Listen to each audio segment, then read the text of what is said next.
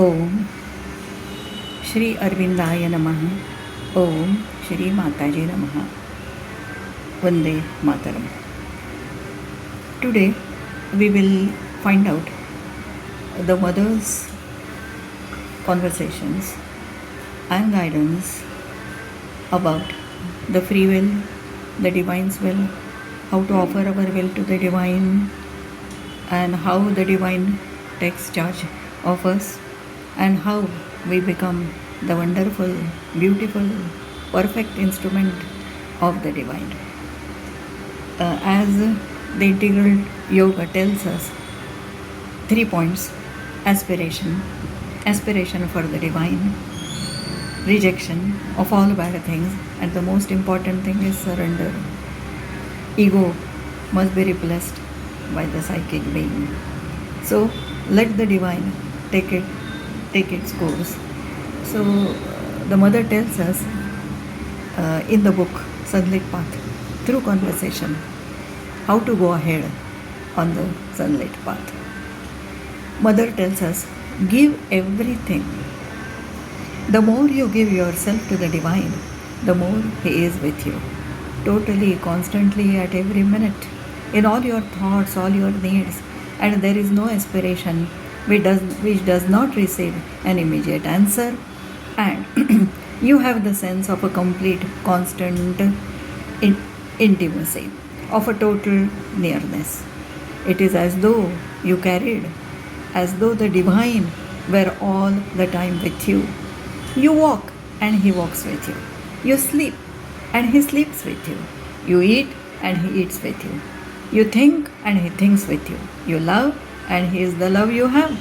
But for this one must give himself entirely, totally, exclusively, reserve nothing, keep nothing for himself, and not keep back anything, not disperse anything also.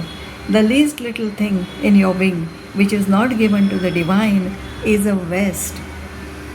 It is the wasting of your joy, something that lessens your happiness by that much.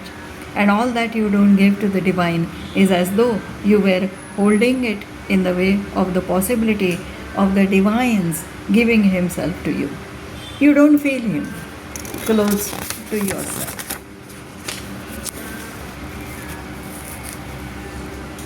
Constantly with you, because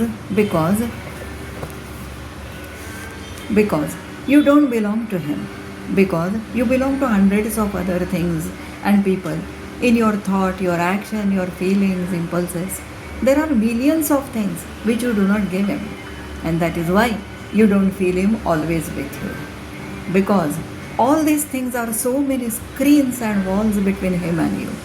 But if you give him everything, if you keep back nothing, he will be constantly and totally with you in all that you do, in all that you think, in all that you feel, always, at each moment. But for this, you must give yourself absolutely. Keep back nothing.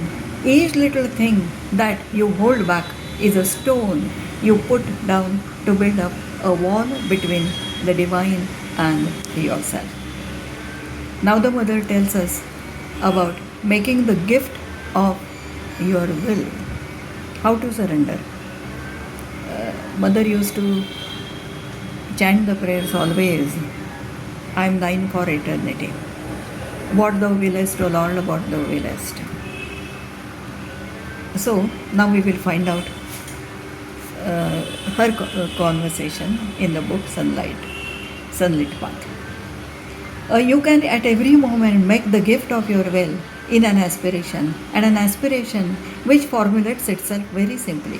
Not just, Lord, thy will be done, but grant that I may do as well as I can the best thing to do.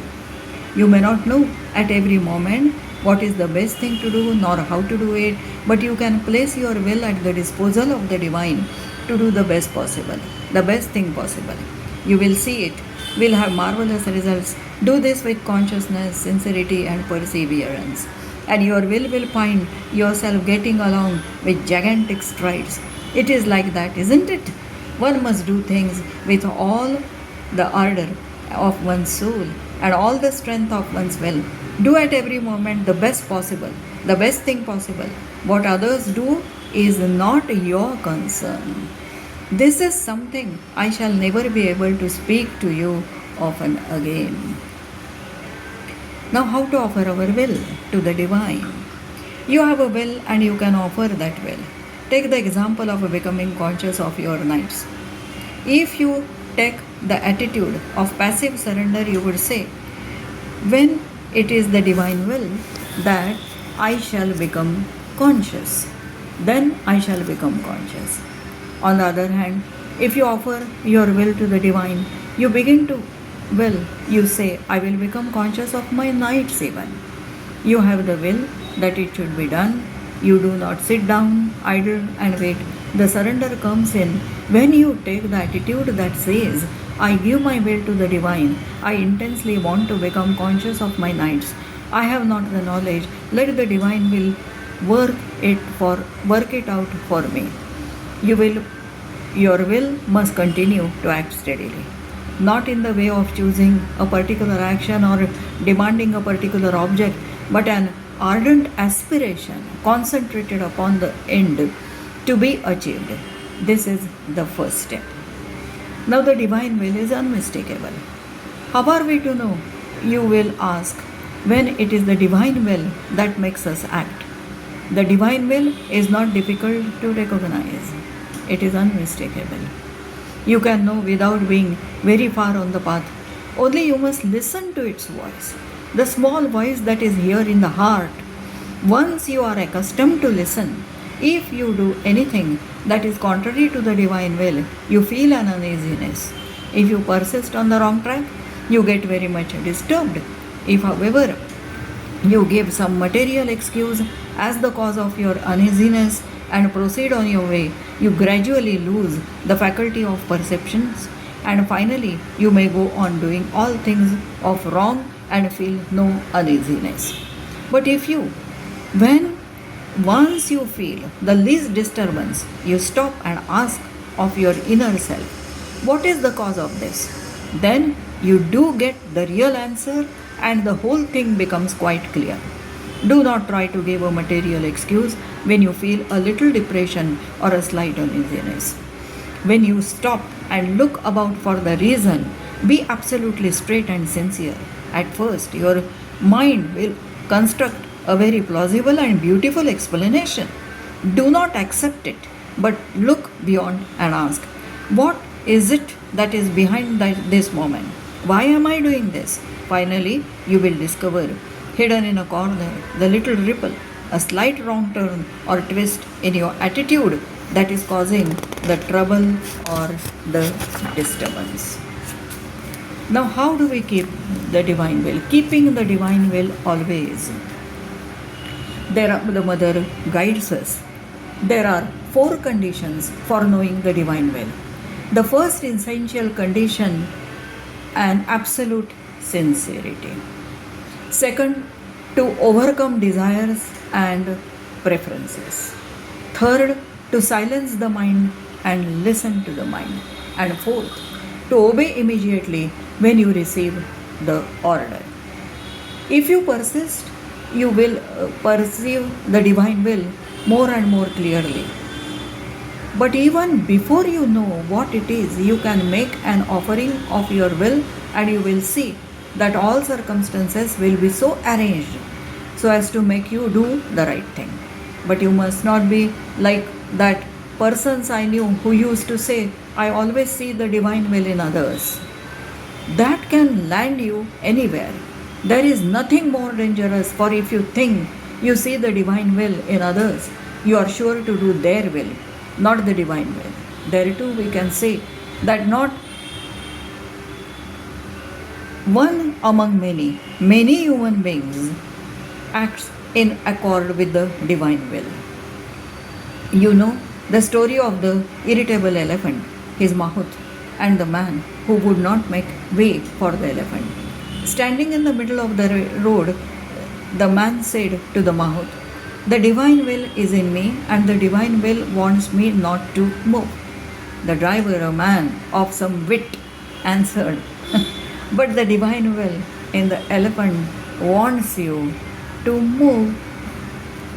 So we should have the right attitude. That is very, very important. The mother tells us, guides us very beautifully, divinely about the right attitude. It is the same with all things one does at every moment. The divine consciousness does not work in the human way. It does not decide how many lumps of sugar you will put in your coffee. It gradually puts you in the right attitude towards actions, things, an attitude of consecration, suppleness, assent, aspiration, goodwill, plasticity, effort for progress. And this is what counts, much more than the small decision you take at every second. One may try to find out what is the truest thing to do, but it is not by a mental discussion or a mental problem that these things can be resolved. It is, in fact, by an inner attitude which creates an atmosphere of harmony, that too progressive harmony, in which all one does will not necessarily be the best thing that could be done in those particular circumstances. ओम श्री आनंदमयी चैतन्यमयी सत्यमयी परमे परमोच्च प्रभु सत्य नित्यत्वामेव केवलम अनुवर्तामहे सत्यम अनुजीवाम केवलम। ओम श्री अरविंदाय नमः। ओम श्री माताजी नमः।